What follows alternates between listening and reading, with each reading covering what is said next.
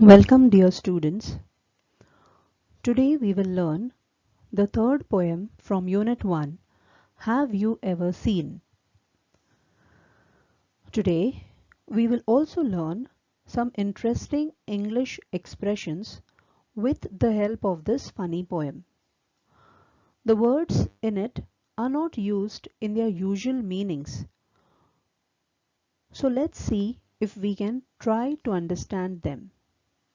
You will also experience that a clever use of words has been used to create humor and poke fun at the absurd usages in the English language.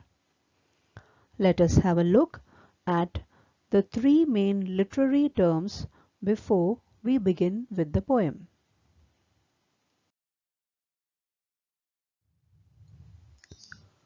Let's begin with homographs. Homographs are words with the same spelling but having more than one meaning. Say for example, when we hear the word bat, it could be bat, that is a mammal capable of flying, or say an equipment which is used by the batsman in the sport of cricket. Similarly, the word rose could stand for a flower or past tense of rise, like the sun rose.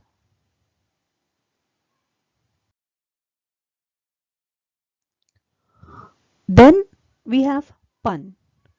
Now pun is a form of word play that exploits meanings of a term or of similar sounding words for an intended humor. Say for example, what do you mean I'm not a bear?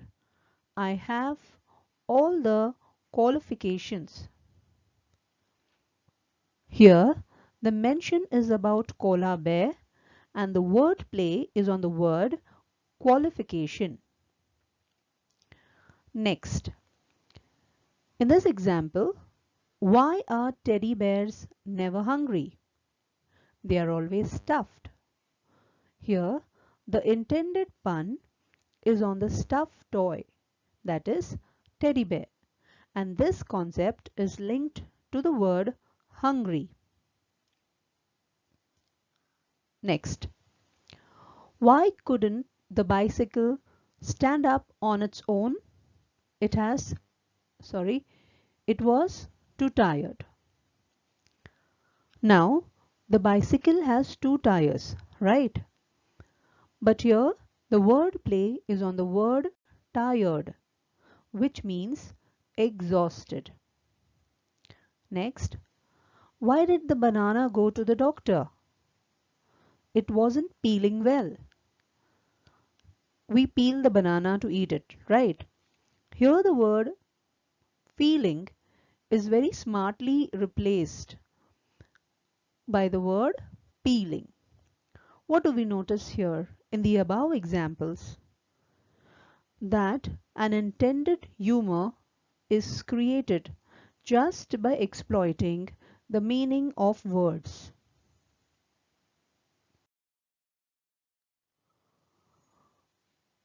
In poetry, when a question is asked, not to get an answer, but to emphasize a point or a fact, it is an example of interrogation. Now, some of the examples of interrogation are as follows. Are you crazy? Can you imagine that? If you poison us, do we not die? Aren't you ashamed of yourself? Now, students, in these examples, a question is asked to emphasize a point and not to get an answer. So, we are done with these three important literary devices for this poem, that is, homograph, pun, and interrogation. So now, let's begin with the poem.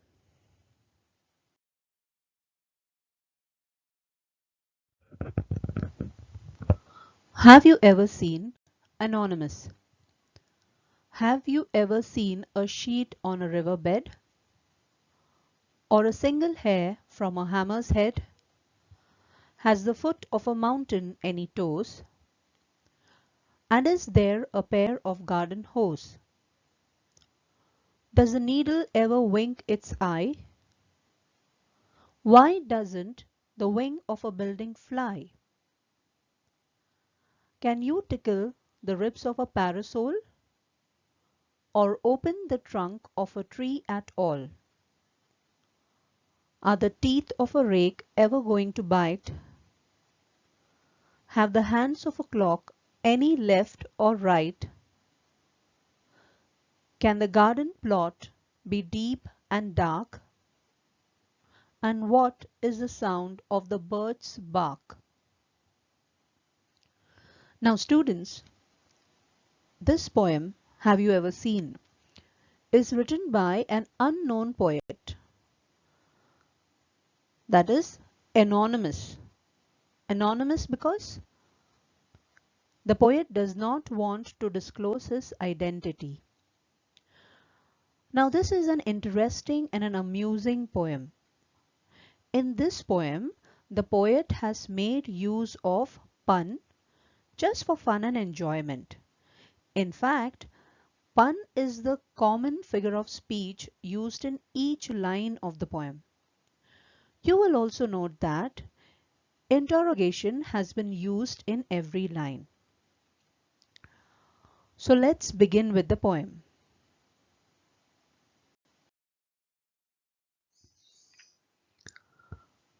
Have you ever seen a sheet on a riverbed? Now we put a bed sheet on the bed, right? Also, the bottom of the river where the ground is known as a riverbed. So the poet wants to know if we have ever seen a bed sheet on a riverbed. Next, or a single hair from a hammer's head. We find hair on a human head. Then the poet compares the head of the human to the head of a hammer, asking us if we have seen any hair on the hammer's head. Now children, if you look at this line, or a single hair from a hammer's head, you will notice that the letter H is repeated. So here the figure of speech used is alliteration.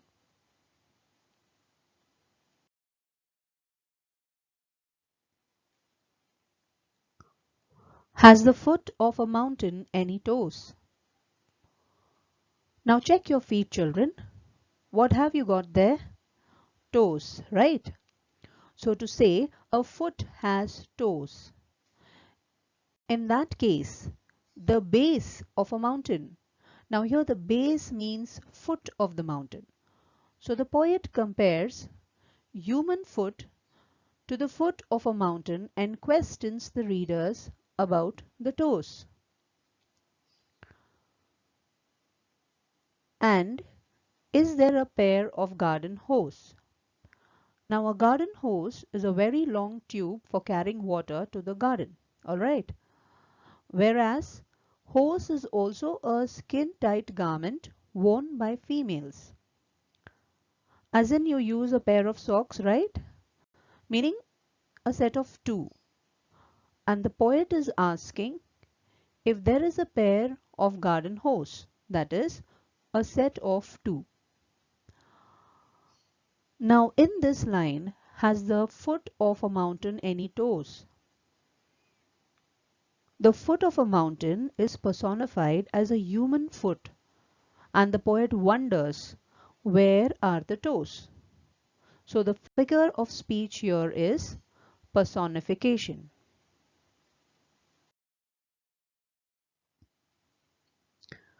Does the needle ever wink its eye? Now students, the end of a needle through which a thread is passed, as this end is called an eye. The poet wants to know if it can wink. Now wink means to close and open one eye quickly. Why doesn't the wing of a building fly? Now a wing is a part of a building that is subordinate to the main structure. Who else you think of can fly? Birds, right? How do they fly? With the help of their wings.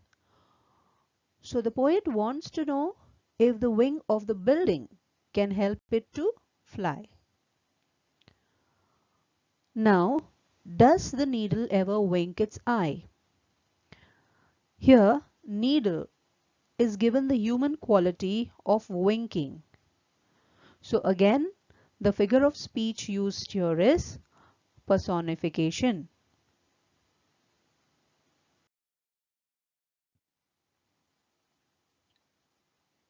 Can you tickle the ribs of a parasol?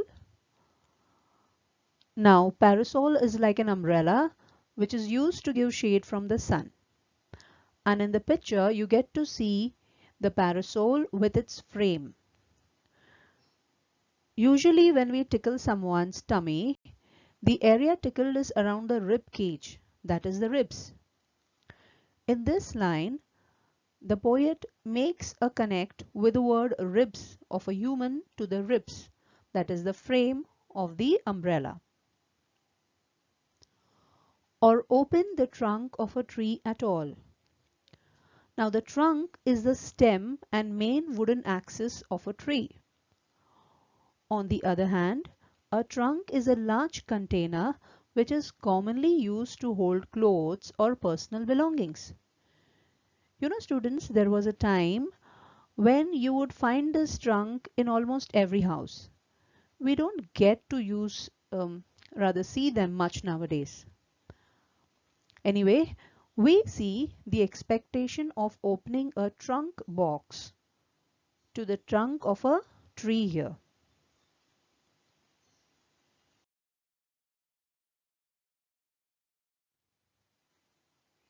Are the teeth of a rake ever going to bite? Now a rake is a broom for the outside use and it is used to collect leaves, hay, grass, etc. and used say in gardening or for loosening the soil and so on. Now this rake has a tooth bar fixed to a handle, that is teeth-like. Now this teeth of a rake is compared to the teeth which are capable of biting. Have the hands of a clock any left or right? Now, how many hands do we have? Two, right? That is the left hand and the right hand. The hands of a clock denote hours and minutes. Likewise, the question is whether the clock's hand can also be left and right. Now, when we see this sentence, are the teeth of a rake ever going to bite? Now, the rake here is given the human quality of biting. So, which figure of speech is that? Personification, right? Also, when we see this line, have the hands of a clock any left or right? Two opposite words, left and right, are used in the same sentence. So the figure of speech here is antithesis. Can the garden plot be deep and dark? Now what's a garden plot? It's a place designated for planting. You can grow food or flowers in this area. Now the word plot also means an evil or wicked plan which are supposed to be deep and dark, that is, mysterious. That is why the question is, if it is a garden plot, is it as mysterious? And what is the sound of the bird's bark? Now bark is the outermost layer of a stem of a tree. Here is a mention of the bark of a birch tree. the poet plays with the word bark, which is also the sound made by the dog.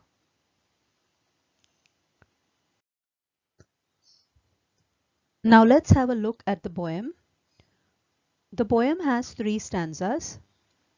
Each stanza has 4 lines. Now the rhyming words in the first stanza are bed, head, toes, hose. In the second stanza we have I fly, parasol, all. In the third stanza we have bite, write, dark, bark. This poem has been written in rhyming couplets. So the rhyme scheme of the poem is AA, BB, CC, DD, EE, FF. In this poem, the poet has made beautiful use of homographs. Now what are homographs? 2 words that have same spelling but have a different meaning. Okay? And also, the poet tries to create humor by using pun-intended comparisons between literal meaning of a word and their use in the poem. Now what is a pun? Pun is a figure of speech where a form of wordplay uses multiple meanings of a term for humorous effect. Alright? The poet has used his imagination to describe homographs in a humorous tone. He conveys a message that things which are spelled the same are actually different in meaning and usage. All in all, this poem makes us realize the beauty of confused and that we enjoy the play on words. Hope you enjoyed this poem. Thank you.